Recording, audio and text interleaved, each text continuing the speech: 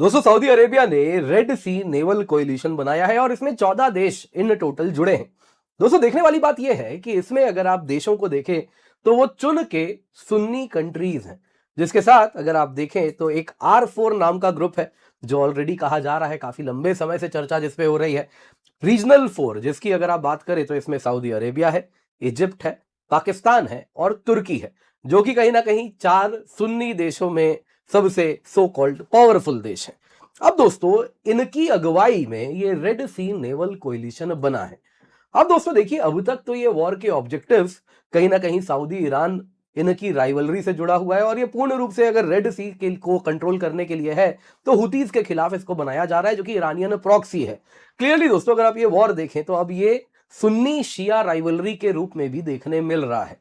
लेकिन दोस्तों सबसे यहां पर देखने वाली और कहीं ना कहीं जिस पर कंटिन्यूअस हमें निगरानी रखनी होगी वो बात यह है कि इस वॉर से जो ग्रुपिंग बन के उभरेगा वो हमारे यहां भी, जी हां, भारतीय उपमहाद्वीप में भी उसके प्रभाव होंगे। क्योंकि इसमें अगर आप देखें तो पाकिस्तान ऑलरेडी है और सिर्फ इतना ही नहीं, अगर आप इस रेड सी नेवल कोएलिशन की बात करें तो इसमें बांग्लादेश भी है, जिसके साथ भारत को पश्चिम और पूर्व दोनों की तरफ से बॉक्स करने में कहीं ना कहीं एक ग्रुपिंग काम कर सकता है। बांग्लादेश बड़ा आतुर है इस ग्रुपिंग का हिस्सा बनने में, तो काफी ज्यादा हमारे लिए अगर आप देखें तो नए सिक्योरिटी चैलेंजेस भी उभर सकते हैं। आप देख सकते हैं दोस्तों दुनिया भर की मीडिया इस पर चर्चा कर रही है। सऊदी अरेबिया ने 14 नेशन नेवल कोएलिशन बनाया है रेड सी शिपिंग लाइन को हुतीज से बचाने के लिए। आप तो जानते ही हैं दोस्तों सऊदी अरेबिया इतना बड़ा देश है ना, सुन्नी वर्ल्ड का लीडर है, लेकिन ये छोटा सा टेरिटरी यमन में हुतीज कंट्रोल करते हैं और इसके साथ आए दिन सऊदी अरेबिया पे हमला हो रहा है, रिफाइनरी पे, पोर्ट पे, और वो मूक दर्शक बन के 14 देशों का कोएलिशन बना रहा है। ये हालत है यहाँ के पावर्स की। खैर दोस्तों यहाँ पे अगर आप देखें तो इसके साथ आप देख सकते हैं सऊदी अरेबिया ने लैंड और नेवल ऑफेंसिव दोनों का ग्रुपिंग बनाया है हुथीज के खिलाफ। इसके सिवा दोस्तों अगर आप इन 14 देशों की बात करें तो इसमें जितने भी देश हैं सभी के सभी सुन्नी कंट्रीज हैं, लेकिन इसमें कुछ देश हैं जिन पर आपको नजर रखनी होगी, जिसमें अगर आप देखें तो एक पाकिस्तान है, तुर्की है, इजिप्ट है और इसके सिवा सऊदी अरेबिया है, जो कि R4 ग्रुपिंग है, जो कि सुन्नी कोएलिशन बना रहे हैं।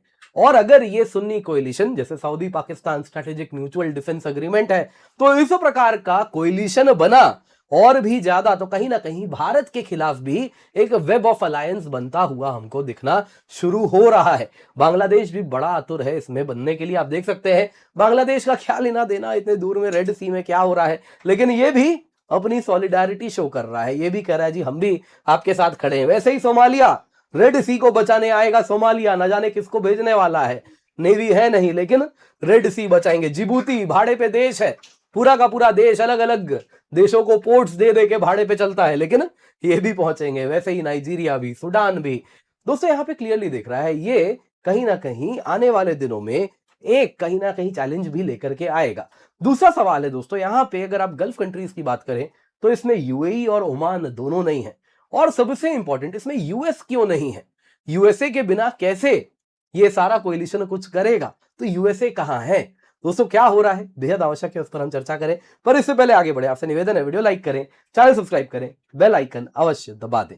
सबसे पहले दोस्तों इस रेड सी नेवल कोएलिशन की बात कर लेते हैं। देखिए सऊदी अरेबिया ने मल्टीनेशनल मैरीटाइम डिफेंस कोएलिशन बनाया है, ऑफिशियल नाम है, जिसके अंतर्गत अगर आप देखें तो उसका कहना है कि जितने भी शिपिंग लाइंस हैं उनको प्रोटेक्ट किया जाएगा। बाब एल मंडब स्ट्रेट से जितने भी जहाज गुजरते हैं सबको सऊदी प्रोटेक्ट करेगा। जहां दोस्तों आप यहाँ पे जो देख रहे हैं ये है बाब एल मंडब स्ट्रेट और वहीं पे हुथी कंट्रोल है और यहीं पे जो भी जहाज गुजरता है उनको हुथी जब चाहे जैसे चाहे वैसे उन पर हमला कर सकता है। वैसे ही दोस्तों अगर आप देखें तो सऊदी के कुछ यहाँ पे रिफाइनरी पे भी हुतीज ने हमला किया है। यहाँ पे यानबू पोर्ट है जिस पर हमला हुआ है। अब देखिए सऊदी अरेबिया के लिए बड़ा इंपॉर्टेंट है, आपको ऑलरेडी बताया है, हॉर्मूज बंद है, ईस्ट वेस्ट पाइपलाइन है, यहाँ पे यानबू पोर्ट है, वहीं से सारा तेल वो निकालता है। कई बार बताया तो वापस उस पर डिस्कस नहीं करेंगे, उम्मीद करता हूं आपको याद होगा।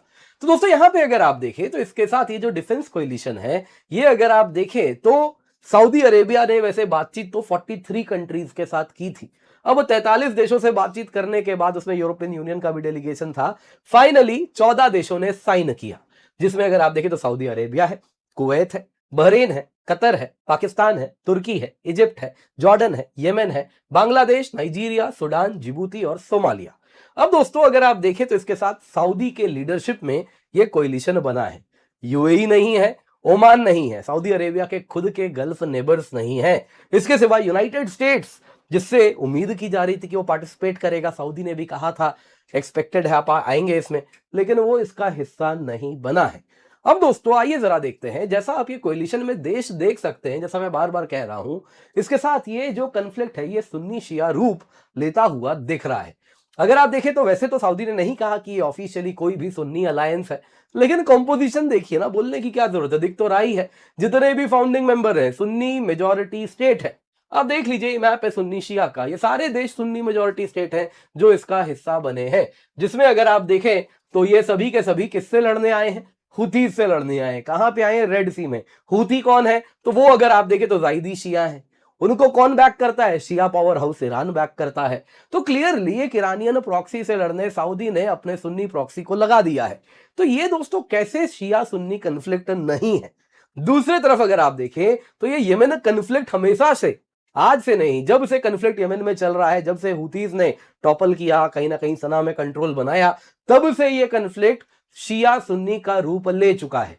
जिसमें अगर आप देखें तो सऊदी यूएई ने बड़ा प्रयास किया यमन में जो हुतीज है उनको हटाने का, ईरान ने हुतीज को सपोर्ट किया, सब कुछ किया। और तब से अगर आप देखें तो एक तरफ सुन्नी बैक्ड सऊदी ग्रुप हो गया, दूसरे तरफ शिया बैक्ड ईरान ग्रुप हो गया। वो बात अलग है, स्टार्टिंग में सऊदी यूएई दोनों ही अगर आप देखें तो सपोर्ट कर रहे थे सुन्नी ग्रुपिंग्स को, फिर उनमें आपस में फूट पड़ा।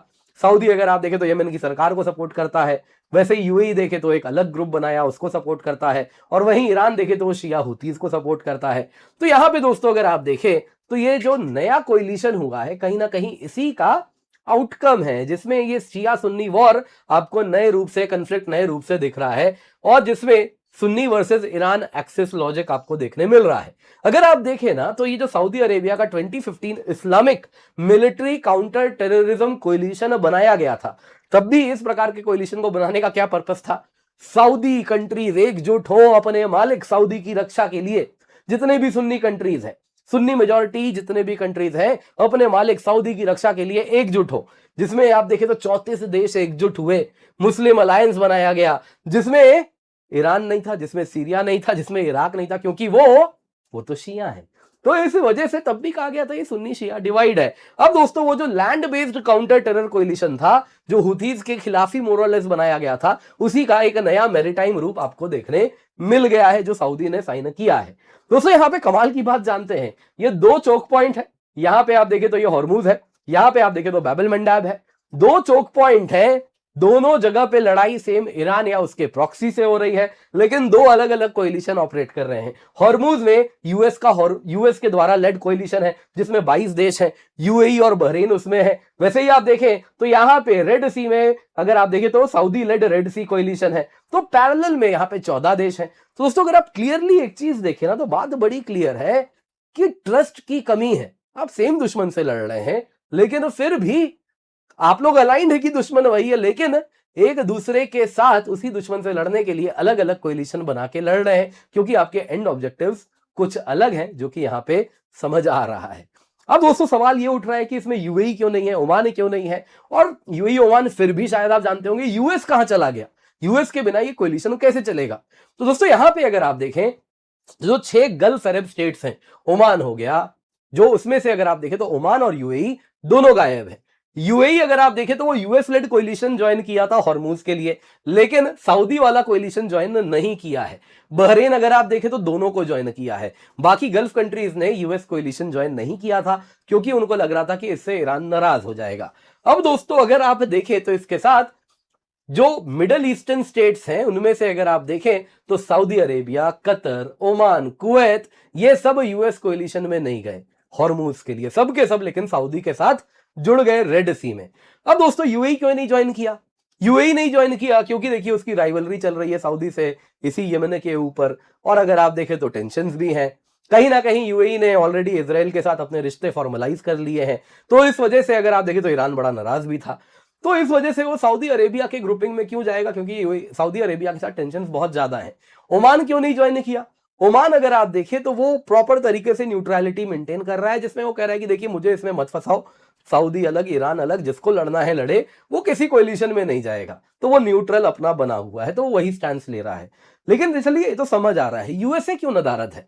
देखिए सऊदी चाहता था यूएसए ज्वाइन करे, लेकिन यूएसए रिलक्टेंट था। वो कह रहा था कि तुम मेरे कोलिशन में तो नहीं आए थे जब हॉर्मूज में बनाया था, तुम बाकियों को भी ज्वाइन नहीं करने दिए तब तो, है ना। ये छोटे छोटे जो यहाँ पे कुवैत, कतर वगैरह है, उनको भी, कतर तो खैर फिर भी पावर बिल्ड करता है, कुवैत वगैरह, बहरीन वगैरह, उनको भी तुमने